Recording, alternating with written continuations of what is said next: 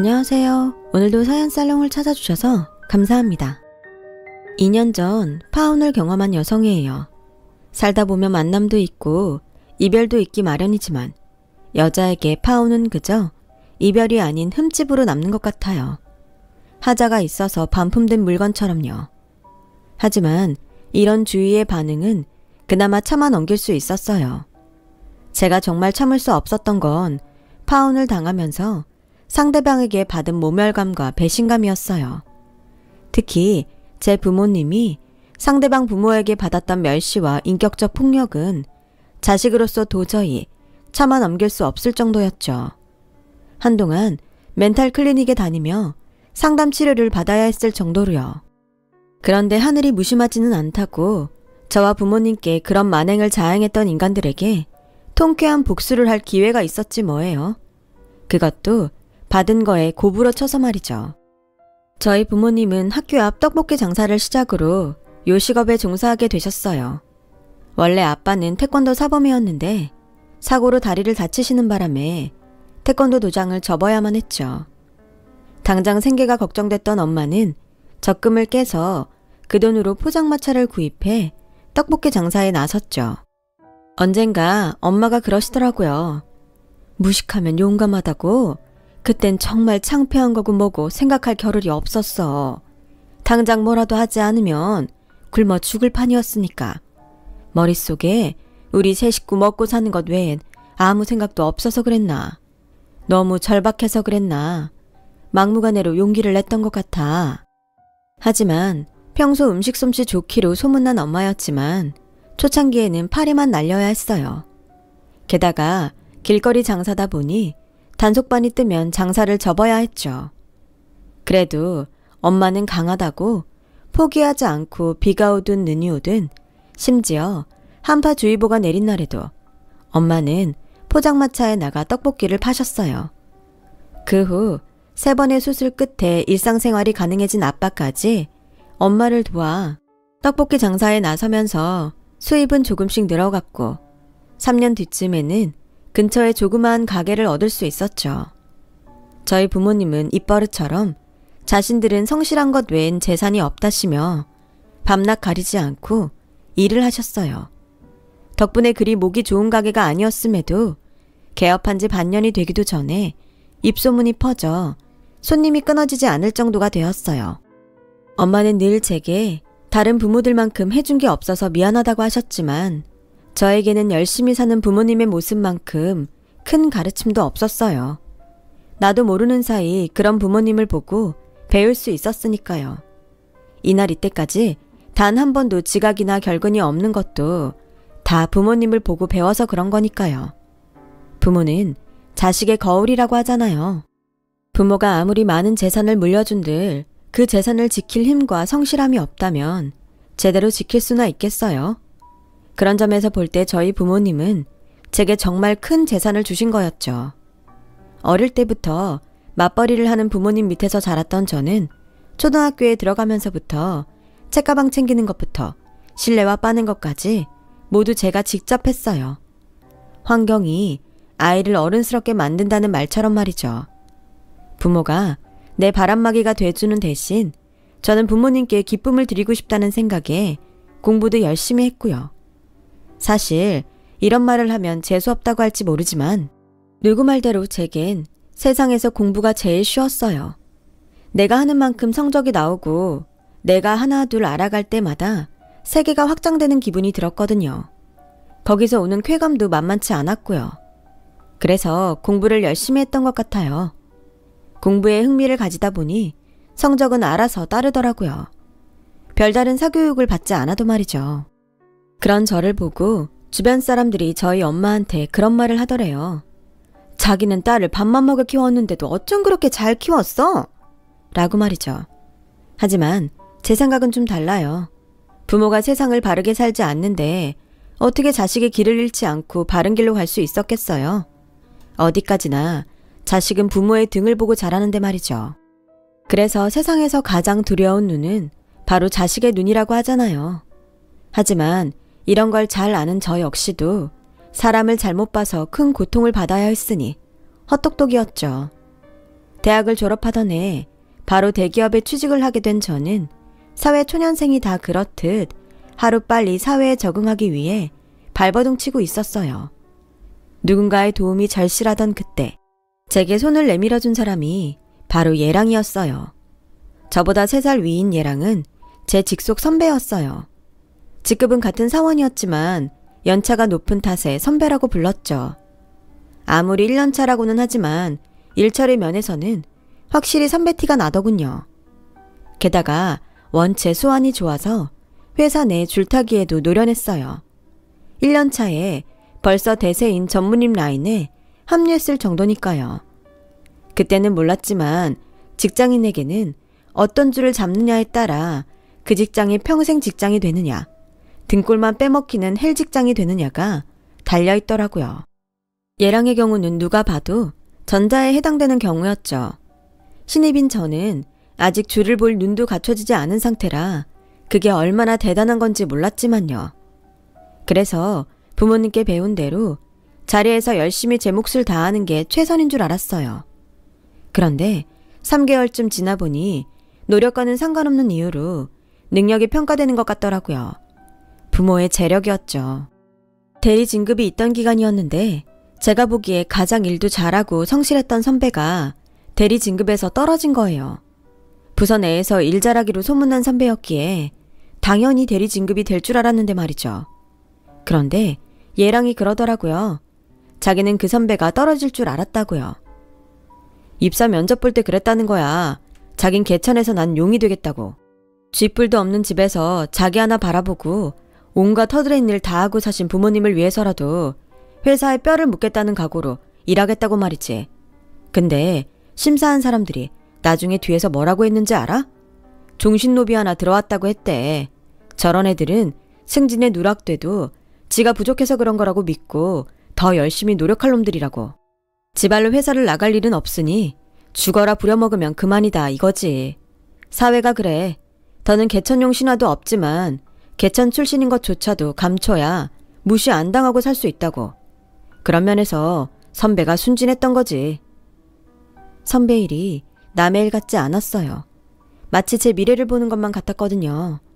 부모의 가난이 자식에게 족쇄가 된다니 너무 가혹하잖아요. 분하긴 했지만 그 일 이후 회사에서 집 얘기는 하지 않았어요. 겁도 났고 괜히 제 부모님이 사람들 입에 오르내리는 게 싫었거든요. 그래서 아무도 저희 집이 식당을 하는 걸 모르고 있었죠. 그런데 꼬리가 길면 밟힌다고 쉬는 날 부모님 가게에서 일을 도와드리는 걸 예랑한테 들킨 거예요. 점심 먹으러 밖에 나왔다가 엄마랑 잠깐 통화를 했는데 그 대화를 예랑이 듣고 눈치를 챈 거였죠. 얼마 전 예랑한테 대리 승진에 누락된 선배 얘기를 들었던 터라 내심 몸을 사리고 있었는데 말이에요. 근데 예랑이 의외의 말을 하지 뭐예요. 난 집밥에 대한 추억이 없어. 엄마가 해준 밥을 먹은 기억이 없거든. 늘 파출 아줌마가 해주는 밥이나 식당 밥을 먹고 자랐으니까. 서영 씨는 어때? 어머님이 식당을 하실 정도면 음식 솜씨도 꽤 있으실 것 같은데 뭘 제일 잘하셔? 잡채요. 엄마 잡채는 아무리 먹어도 질리지가 않거든요. 그 말을 들은 예랑의 눈빛이 왠지 쓸쓸해 보였어요. 평소 누구보다 당당하던 남자가 보인 의외의 모습에 저도 모르게 동정심이 일더군요. 제가 그럴 처지는 아닌데 말이죠. 예랑은 저희 엄마가 만들어주신 잡채를 한번 먹어보고 싶다며 저를 졸라 저희 식당에 들렀어요. 엄마는 회사 선배라는 말에 메뉴에도 없는 잡채를 만들어주셨죠. 그리고는 집밥처럼 한 상 거하게 차려주셨어요. 그러자 예랑은 밥을 2그릇이나 먹어가며 엄마가 내주신 반찬을 싹 먹어치웠어요. 앞으로 집밥하면 이 맛을 떠올리게 될 것 같다면서 말이죠. 그 말에 신이 난 엄마는 반찬을 싸서 예랑 손에 들려주었어요. 그리고는 반찬이 다 떨어지면 언제든 와서 가져가라고 하셨어요. 마치 집 떠나 사는 자식 챙기듯 말이죠. 예랑은 알겠다고 하고는 돌아갔어요. 그때는 그냥 예의상 그런 거라고 생각했는데 글쎄 그 이후로 이 남자가 툭 하면 저희 가게에 가서 엄마한테 반찬을 받아가지 않겠어요? 저희 부모님께 용돈도 찔러드리면서요. 예랑이 어찌나 넉살이 좋은지 모르는 사람이 보면 꼭 우리 부모님 자식인 줄 착각하겠더라니까요. 대충 눈치채셨겠지만 구렁이 담 넘듯 저희 부모님과 친분을 쌓은 얘랑과 저는 얼마 뒤 연인 사이로 발전하게 되었어요. 물론 회사에는 비밀이었죠. 사내 연애를 하는 건 일반 연애와 달리 조심해야 하는 점이 한둘이 아니지만 반면에 장점도 많았어요. 일단 업무적으로 도움을 주고받을 수 있고 상대적으로 휴가 일정을 맞추기도 용이했어요. 게다가 야근 데이트도 할 수 있으니 일석이조인 셈이었죠. 함께하는 시간이 길어서 그런가 서로에 대해 더 많은 걸 알 수 있었어요. 물론 모든 걸 다 알 수는 없지만요. 2년간 사내 연애를 하던 우리는 얘랑이 대리승진을 하던 해 결혼을 하기로 결정했어요. 좀 이른감이 있었지만 서로에 대한 확신도 있었고 어차피 할 결혼이라면 일찍 해서 빨리 생활을 안정시키는 게 나을 것 같았어요. 혼자 버는 것보다는 둘이 버는 게 내 집 장만도 빠를 것 같았고요. 그런데 얘랑이 그러는 거예요. 집을 전세로 구할까 했는데 엄마가 그냥 아파트를 사주시겠대. 어차피 나중에 유산으로 줄 거 미리 떼어준다고 생각하시겠다나? 30평대를 생각하시던데 어때? 뭐? 30평대 아파트? 순간 제 귀를 의심했어요. 서울 도심에 30평대 아파트라뇨. 솔직히 그때까지만 해도 저는 얘랑의 집 형편을 모르고 있었거든요. 평소 자기 집에 대한 얘기도 없었을 뿐더러 사치도 없고 검소한 편이라 그 정도 재력이 있는 집일 거라고는 생각도 못했으니까요. 제가 이런 소리 하면 복에 겨워 요강 깨는 소리 한다고 하겠지만 솔직히 부담이 됐어요. 저희 집과는 차이가 너무 많이 나니까요.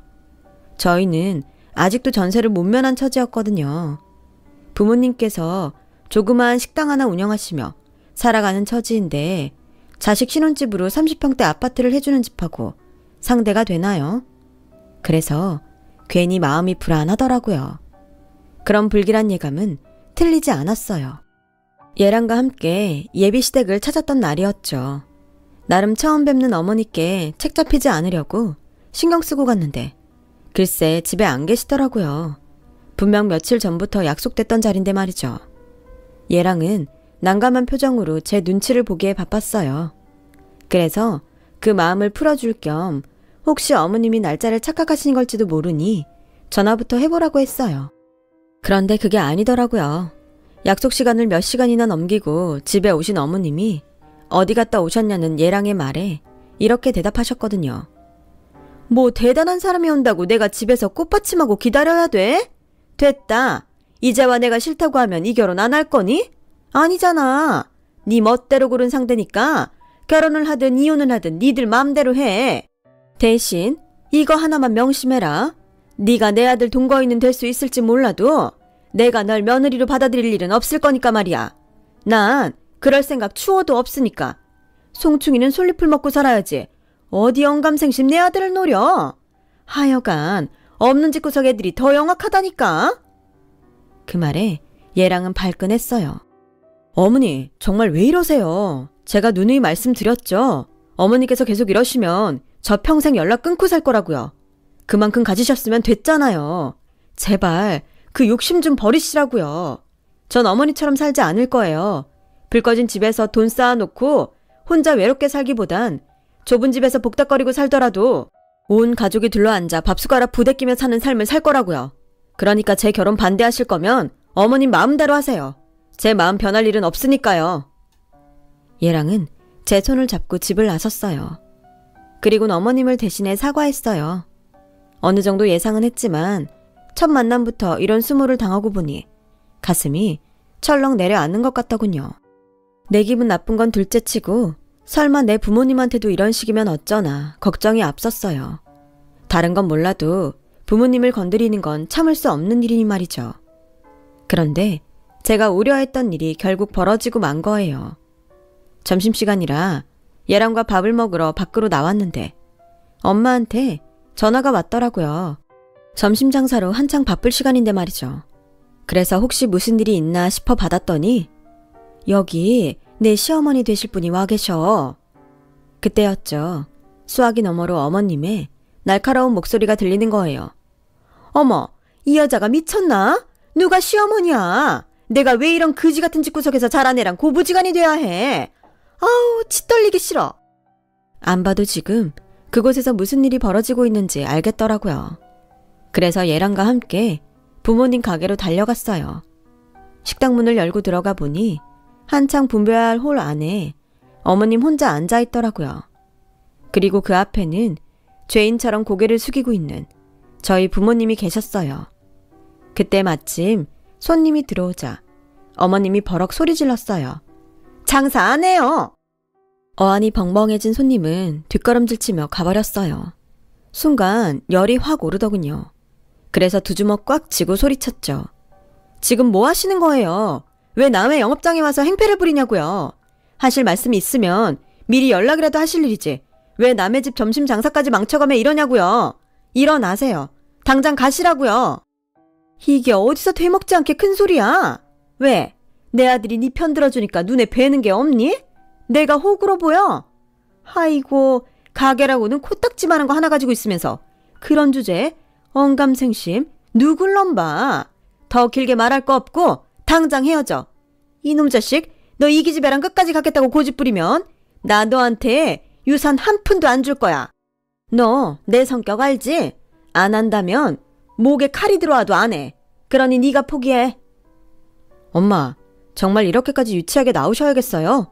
제발 고집 그만 부리세요. 엄마가 이 사람한테 상처 입히면 입힐수록 결국 그 상처 엄마한테 돌아오게 돼 있다고요. 저 엄마 재산에 욕심 없어요.